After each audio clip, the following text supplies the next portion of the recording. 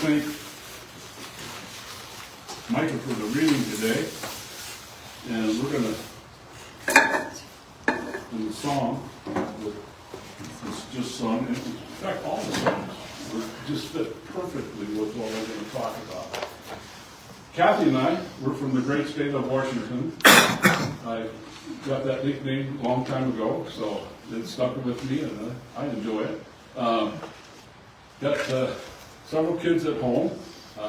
We've got an older son, Jimmy, and Kevin, and Katie is our youngest daughter, and they all got grandkids. They would have been here this year, but they all had sports and things going on in their lives, so that they couldn't be here.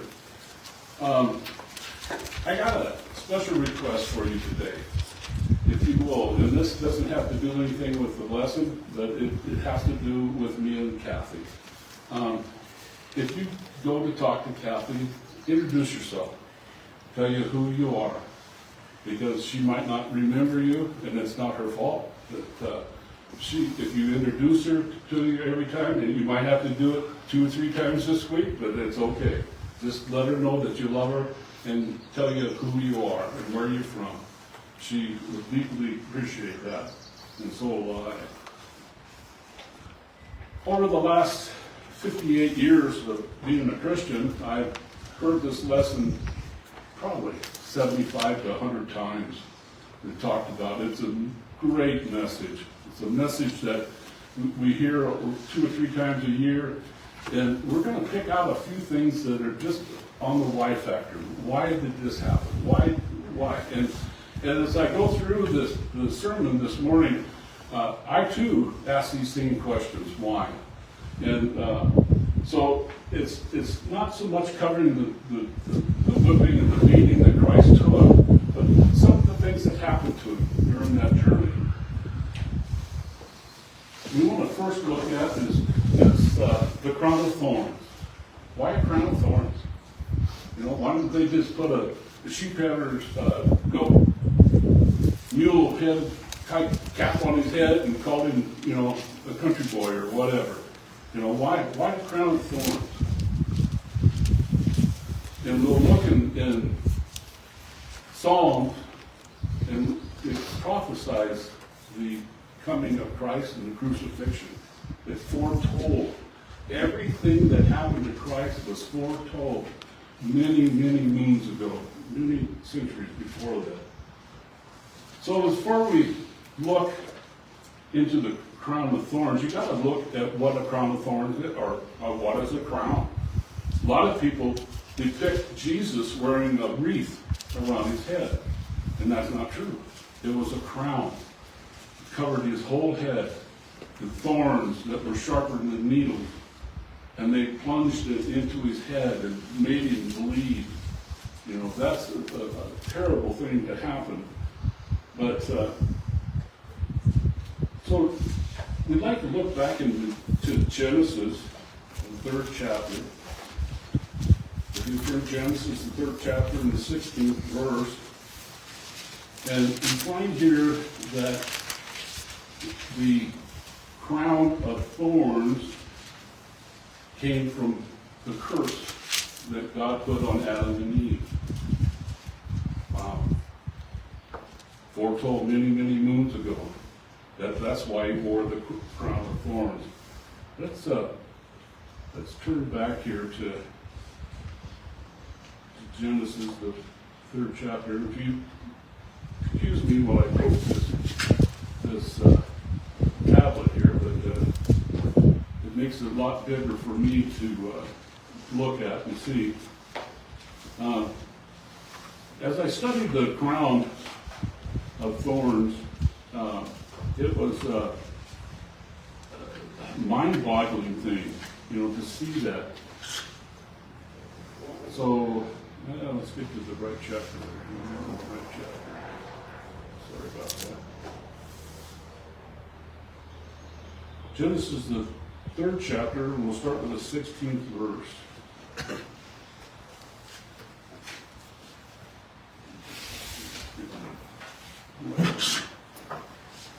So it says here, in the 16th verse, it says, And to the woman he said, I will greatly multiply thy sorrow and thy conception. In sorrow thou shalt bring forth a child, and they desire it shall be thy husband, and he shall rule over thee. And to Adam he said, because thou hast hearkened unto the voice of thy wife, and hast eaten of the tree of which I command thee, saying, thou shalt not eat of it, cursed is the ground for thy sake, and sorrow shall be. Thou shalt eat of all the days of thy life. Thorns also and thistles shall bring forth unto thee, and thou shalt eat the herbs of the field. So the thorns came from God to put on his Son, Jesus Christ, to show the world and shoulder the sin that they had, and to carry the judgment of sin and the curse of the world, became Christ's crown to save us in our lives. Wow, isn't that something? Foretold many, many moons ago. I'd like to look at the thorns itself. I've been hunting a lot and been in the thorn bushes before, and man, they're no fun. Sat on a cactus one time, and that wasn't pleasant. So anything that happened to Christ wasn't going to be pleasant. It was for a reason. It was to bring pain and agony to him. I'd like to look at the cross. And a lot of us have studied the cross and what it meant to them. Why couldn't the soldiers just carry the cross to Golgotha? Why didn't they just take it there? Wouldn't it have been simpler? And why did they hang him? What did they have to hang him for? Why didn't they just pick him out and shoot him? Be done with it. It was foretold. Foretold that he had to go through that. So let's look at Matthew, the 27th chapter. Matthew, the 27th chapter, we'll start with the 27th verse. It says, the soldiers of the government took Jesus to the common hall and gathered into him the whole band of soldiers. And they stripped him and put on the scarlet robe, and they planted the crown of thorns upon his head and the reed in his right hand, and they bowed the knee before him and mocked him, saying, Hail, King of the Jews. And then it goes on to talk about the cross and the gentleman named Simon of Cyrene. I always tell the story that he was in the right place at the wrong time. The right place at the wrong time. He brought his family there to pay alms to the governor of what he owed, and he was there at the wrong time. I'd like to look at the cross, if you would, for just a minute. The cross was either 8 to 15 feet long, weighed over 300 pounds, and that's just the beam. The cross piece was about, I think it was about 4 to 6 feet long, maybe 8 foot long, and it weighed 200 or 300 pounds. So it was heavy. It was heavy. So now you got the picture of Christ being whooped and beaten and just terrified with his chains and all the things that he did. And he's dragging that cross the best he can. And they come upon a guy and says, hey, you, come here. Come here. I want you to carry this cross for Christ. He's probably saying, who, me? Turn around and, who, me? And the soldier, yeah, you, come here. I want you to carry this cross. Well, the Bible doesn't say what the dialogue was there at that time, but I'd like to ad-lib just a little bit, if you would. He probably silently walked up to Christ, knelt down, because Christ is probably on his hands and knees. He says, Lord, let me carry your cross for you. Let me pick it up and put it on my shoulders so you can stand and hold your head up high. Now, in the Bible, there's several places in the Bible, we won't turn to read it, but I've got them on the board, where during Christ's missionary, people would just want to touch the hem of his garment. Just touch the hem of it and be healed. Can you imagine Simon picking up that cross with all the blood that's on the cross? Christ's blood. and feeling the energy that took place there with him, touching his blood, where people would give their lives just to touch the hem of their garments. What a joyous occasion, you know, and I never thought about that. Man, I would have said, hey, choose me, let me do that. Now Simon couldn't be a little guy, you know. He couldn't be a little guy, and he probably wasn't an old guy. He was a young man, strong, healthy. He was able to carry that cross. A lot of us would love to carry the cross, but we're not strong enough to carry that cross to Golgotha. What an inspirational thing that he did. And it doesn't go on to talk about Simon at all. But you can imagine his blessing that he received by touching the blood of Christ on that cross. Man, it just shivers up and down my body.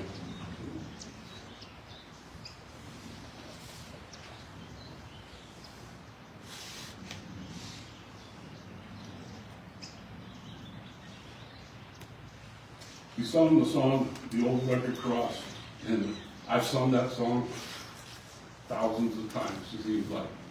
And never understood what it really meant until I put a lesson up. You know, that old rugged cross was stained with Christ's blood for us, only for us.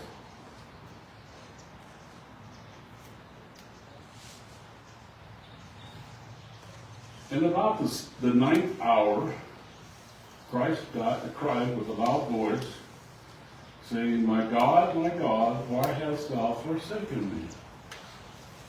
You know, that just brings sadness to your heart. Here's your dad. Here's your heavenly Father saying, hey, you know, why have you forsaken me? Why didn't you come and get me? Well, that wasn't what Christ was quoting. He wasn't quoting that. If you turn over to Psalms,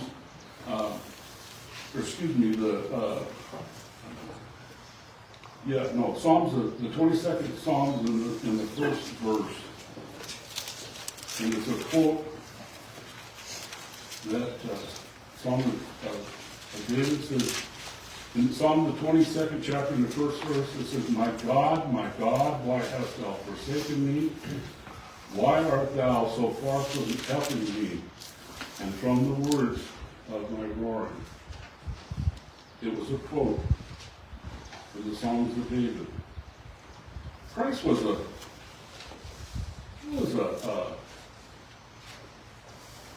human, just like you and me. He felt the pain and the agony of that cross and the whippings that he took, you know. And to get a man to carry his cross for him, that was a beautiful thing to have happen in your life.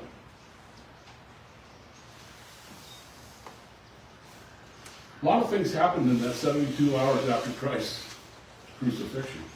A lot of things. And I've just listed just a couple of things up here. But the ninth hour, everything got dark. I've only seen that one time in my life. And that was about St. Helens Blue. There in Washington State, and everything turned dark. It turned dark. And man, people were scared. I mean, they thought the coming of the Lord was coming back. But it was the mountain that moved. Christ went, after he was put into the grave, he wasn't done. He wasn't done at all. He went out, and the Spirit went out and visited the sick and the dead in Christ, in the prisons, and made the saints rise from the dead and go visit their relatives and preach unto them. My goodness, people. That is amazing. That's amazing. That you should feel it right here. That is something else for him to have happen. The veil of the temple was torn down. The veil was rent in two. Now, a lot of people know about that than I do.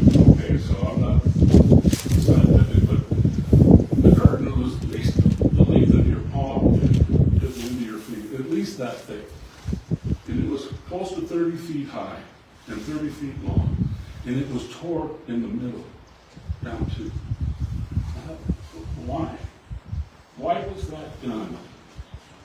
Tearing of the veil signify Christ making it possible for the believers to go directly into the most holy place. Before, only the high priest could get in there. The veil rent, hey, we can all go there. We can see what is so important here.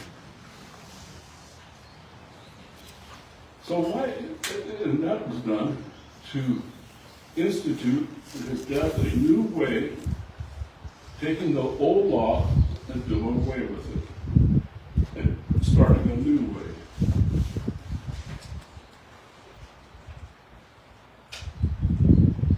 So why was Christ side pierced? I don't know. I mean, I've heard the story many times ago. Until you dug into it, it was to show that, and when they came up to Christ, he was already dead.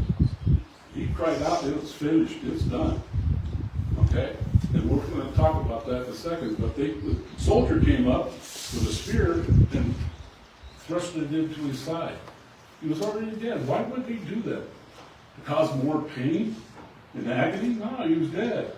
To fulfill the law. They had to fulfill the law.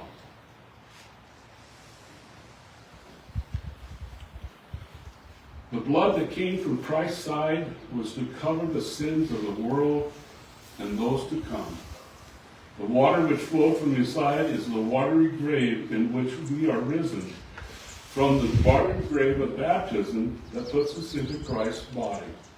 The blood and the water together symbolizes two sacraments of the church, emphasizing the church's birth from Christ's sacrifice and his ongoing nourishment through those sacrifices. Wow. That's why his side was pierced and bled the water to show us a new way. A new way. We have to be buried in Christ and risen a new life with him. So we'd like to look at the kind of the last part of this journey here, and why the napkin? Why the napkin in the tomb? So I'd like to read that.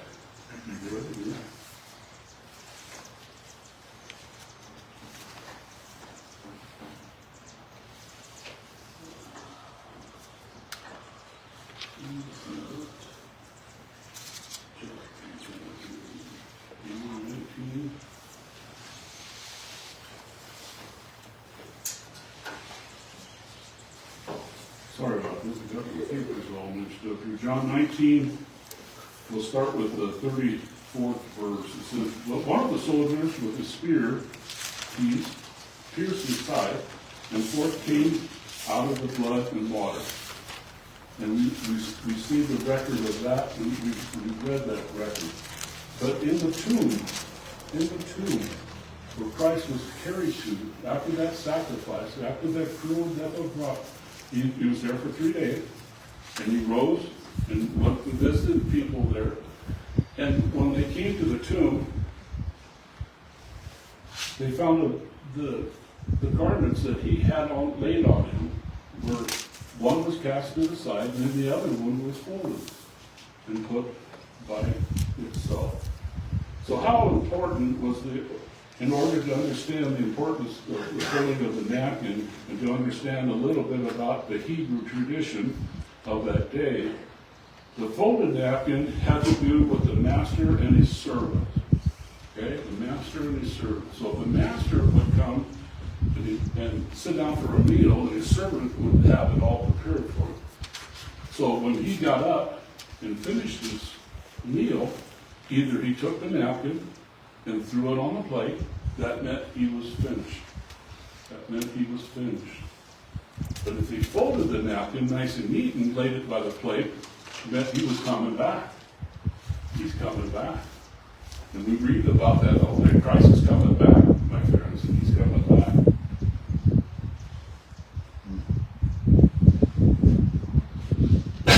We know through the reading that Christ was about his Father's business at a very early age in life.